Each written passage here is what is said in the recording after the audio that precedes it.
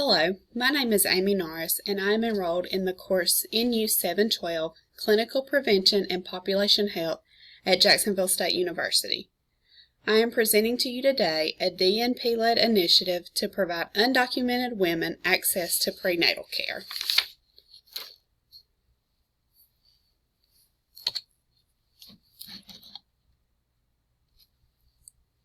The current slide displays the table of contents for this presentation.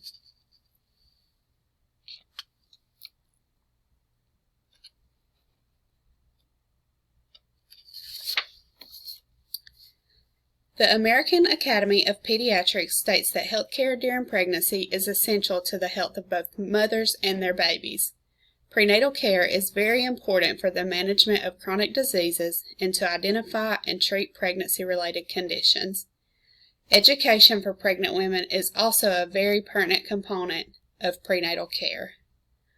Women who are undocumented and live at or below poverty level here in the U.S. have trouble with access to prenatal care.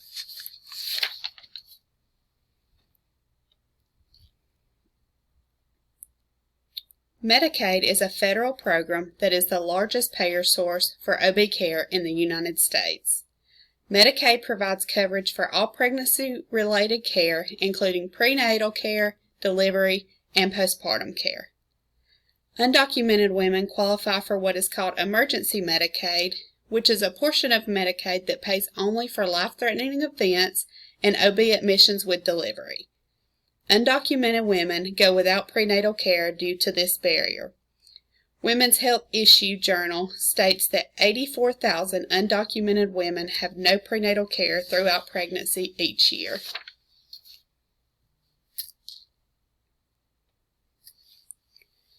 When compared to the general population, studies revealed that undocumented women have higher rates of birth complications, including meconium staining, excessive bleeding, precipitous labor, malpresentation, cord prolapse, and fetal distress.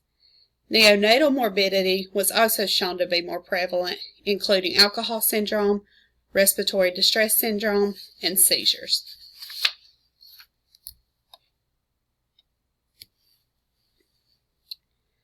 There are 3 levels of prevention in population-based nursing: primary, secondary, and tertiary. All 3 levels of prevention could be applied at some point during the pregnancy, but I chose to identify the importance of the secondary prevention. Secondary prevention is known as the early detection and prompt treatment of disease at the earliest possible stage. Secondary prevention is used to prevent complications and limit disability.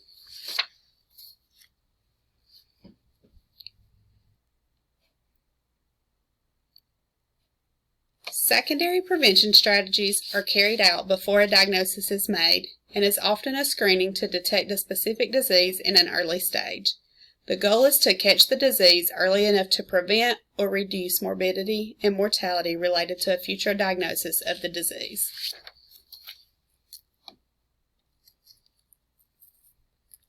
Healthy People 2030 states that prenatal care is most effective when it starts early and continues throughout pregnancy. This correlates with the goal of secondary prevention. The key is starting as soon as pregnancy is known by the mother. The goal is for patients to start with appropriate screenings and tests as early as recommended in pregnancy. Patients should be connected with prenatal care as early as possible after a positive pregnancy test.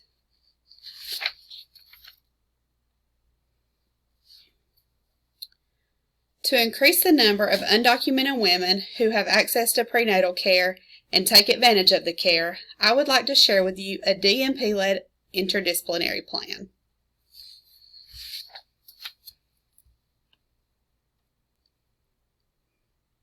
To make this possible, a DNP-prepared nurse at the Public Health Department will initiate a plan to provide a prenatal clinic 2 to 3 days a week to get pregnant women who are eligible prenatal services.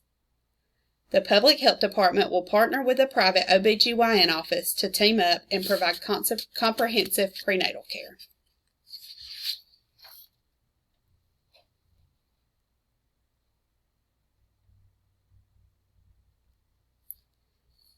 The clinic will be open for pregnant women who are uninsured and financially eligible for Medicaid. This includes undocumented women and immigrant women who have been in the U.S. for less than 5 years.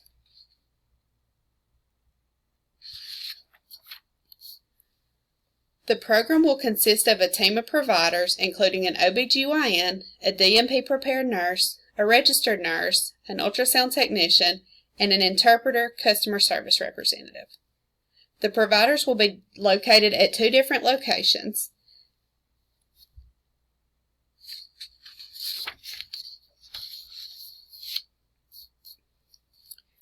The DNP prepared nurse will be the leader of this initiative. The DNP will be responsible for establishing the program and providing the framework, establishing all needed contracts for the program, staffing the RN and interpreter, customer service representative positions, and measuring success. The DNP will be the overseer for any problems or issues that may arise and will take care of all problems during the program.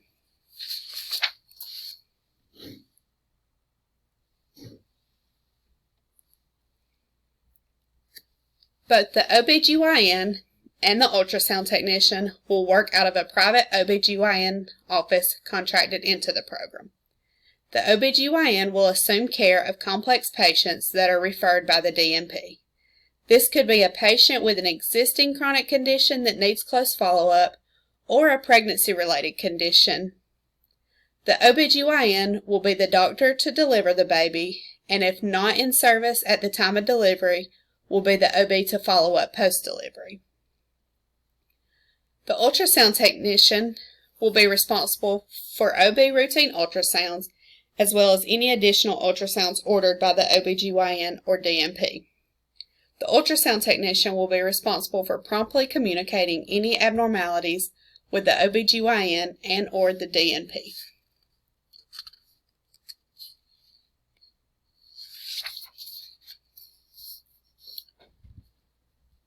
The registered nurse and the interpreter will be located at the Public Health Department with the DNP. The RN will be responsible for vitals, labs, assessment, and any tasks delegated from the OB or DNP that is within the RN scope of practice. The RN will be responsible for communication with patients, the DNP, and OBGYN. The interpreter will also serve as a customer service representative.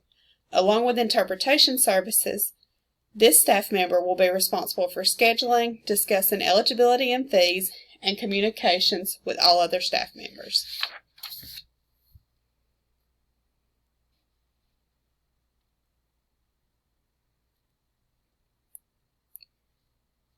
This slide lays out the office visit schedule.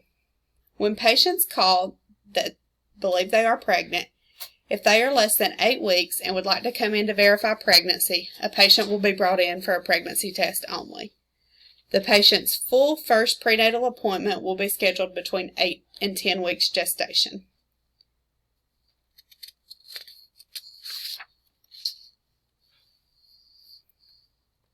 Patients will have appointments every 4 to 6 weeks through 28 weeks gestation. Every visit will include vital signs, urine dipsticks for glucose and protein, and between 24 and 28 weeks, gestational diabetes will be assessed. When the patient reaches 29 weeks gestation, they will transition to every 2 to 3 week appointments. The Tdap vaccine will be administered to patients between 27 and 36 weeks gestation. At 36 weeks, the patient will begin to be seen weekly. Group B strep will be completed between 35 and 37 weeks gestation. All screenings will be done by ACOG guidelines. Every patient will be educated on the importance of prenatal vitamins and ensure that patients are taking them daily.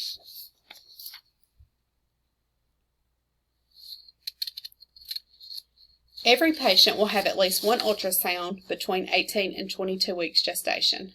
Other ultrasounds can be ordered by the OBGYN or DNP if indicated.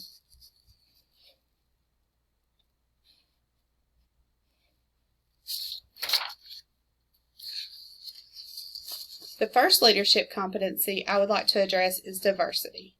This is a very important role when taking care of a diverse population. Opening a clinic for women that are undocumented or have less than 5 years of residency in the United States will bring in patients of different races and cultures. Another diverse section of the plan will be hiring an interpreter. Having an interpreter helps to bridge the gap between staff and patients and close the language barrier.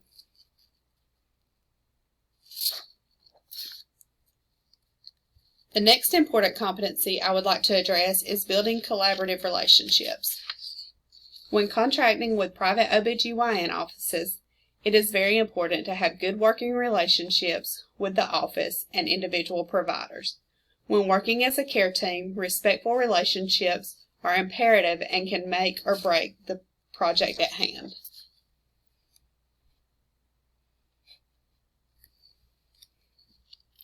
The last competency I would like to address is systems thinking.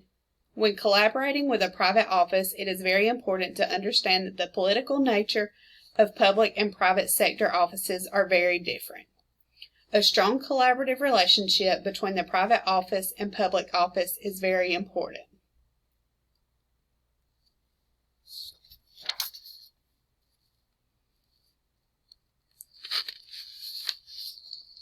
To evaluate the effectiveness of the plan, hospital data from the previous 12 months of undocumented women's deliveries will be compiled to compare with 12 months of data from prenatal clinic deliveries.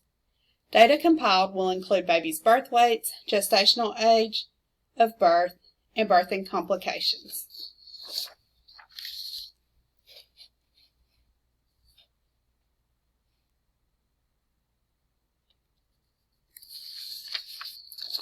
In summary, the limited access to prenatal care for undocumented women in the U.S. is a preventable problem. The lack of care is unhealthy for both the mother and the unborn child. With the right resources and plan put into action, this limited access can be broadened for these women.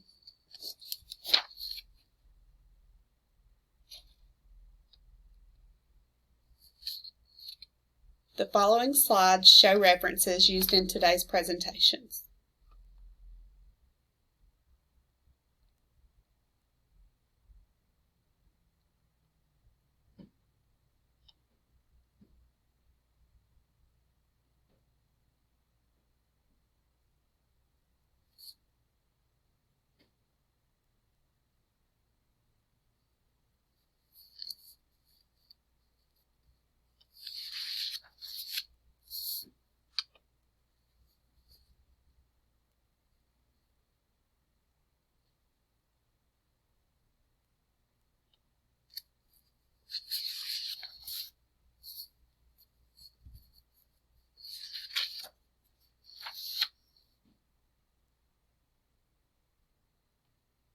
Thank you for your time.